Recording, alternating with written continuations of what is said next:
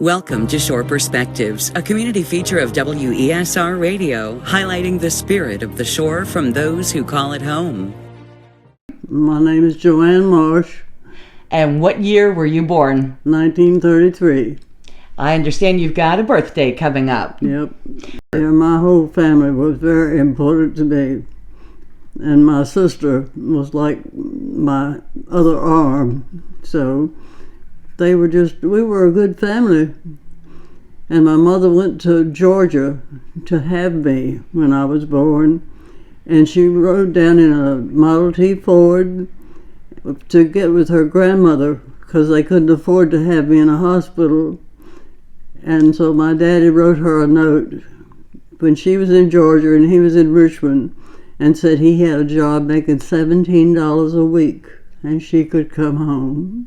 The first thing that I remember was standing in the yard waving to a convoy of troops that were, I'm not sure if they were coming back or going to World War II, and they threw candy to us. I was standing in the yard. It was in the 40s. Up in Richmond and Mechanicsville area. I was grown when I came to Onancock. What brought you to Onancock? Marion Cliff. How did you meet?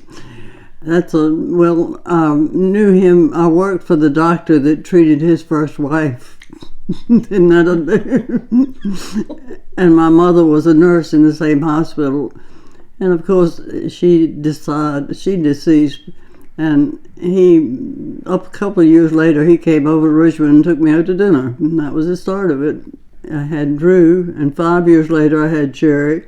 And no, 7 years, well, anyway, 5 or 7. And in between Cherry and Gordon, and between the last two, it was 11 months. We rode the ferry back and forth across the bay. Cherry came over here. Her first trip was across it on the ferry. They were really fun trips. I enjoyed the ferry trips. Of course, it wasn't too good when you missed it. They were nice. They had places to eat, and you could walk all around it, and it was just a nice trip. How did everything begin here at Marsh Jewelers? When did you begin, and how did it come to be? Well, I married the owner. He opened a business in 53, and I married him in 59. So I just fell into it. But it was a entirely different thing. I kept books, and I rung the register. We didn't have any little credit card machines. We just did it all the cash or check. And I did everything with it, writing it. They don't do that anymore.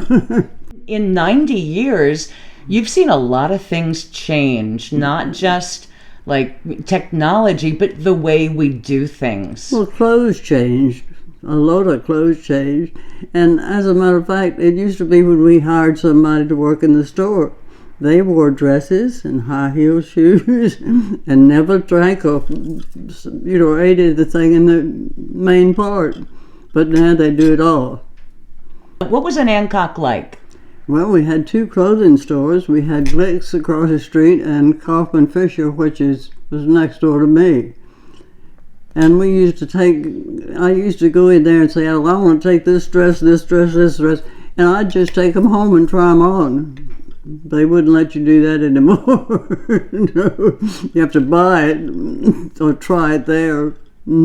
So let's see, what other businesses would there have been in Onancock? Wise's drugstore? Yep, Wise's was there, and there's a 5 and Dime down the street where Dawn is now, and Glick's. And Faustin Chandler had a furniture store, and what was on the corner? Mrs. I can't remember, but she had a dress shop there. And then there was a restaurant next to us for a while, and a family stamp store where they collected stamps to get their premiums. Were yellow stamps. They were Family Dollar, and they were next door where the Realtor is now. And Dollar General was across the street. They used to close every Wednesday afternoon. Why, I don't know, but we used to go fishing every day on Wednesday afternoon. 66, I think. They called it Old Timers Days. Yep. And Cliff and Brooks played a big part in it. I've got some pictures of the whole group of all of them. Possum, do you remember Possum? Yep. and Don Hull, and gosh, I can't think of all of them. That Johnny Williams was in it. It was a time we all dressed up and we had a good time. We wore, as a matter of fact, I wore a dress my mother had wearing a same kind of thing, and bonnets, and we went, we were really dressed up. And they shot Cliff in the road, and he laid down on the thing, and Brooke shot him. And one of the girls that worked for him ran out on the street and said, "What are we going to do with the baby?" And one man threw a dummy out the window up above the corner store there, threw a dummy out on the street. It was a really good time. So was this rehearsed ahead of time? No. It was all just off the cuff? Yep. Wow. Off the cuff, yep. It was really a fun time. What are some of the other things that you have enjoyed most in almost 90 years? Oh, that's a trick question, isn't it? I don't know. I guess my family, my children, and the business. What did family time mean when yours were coming up? Well, they had people in the house all the time, and Drew played a guitar, and the kids came over, they visited, yep, and all the Parks children visited us. Yep, we had a trampoline in the backyard, and we had a lot of fun. Well, we had a big Thanksgiving at my home here. We had 20, 25 people, and we had the turkey and the dressing and the cranberries, and we all sat at one table and ate it all. Yep, it was a good time. Did your family have the same sort of thing mine did, where there's a children's table and then... Oh yeah, we had the little table too. Yep. Your family is really important. I'm thankful for my life and my children and my business. I'm just thankful for everything. For Shore Perspectives and WESR Radio, I'm Kelley Gaskell.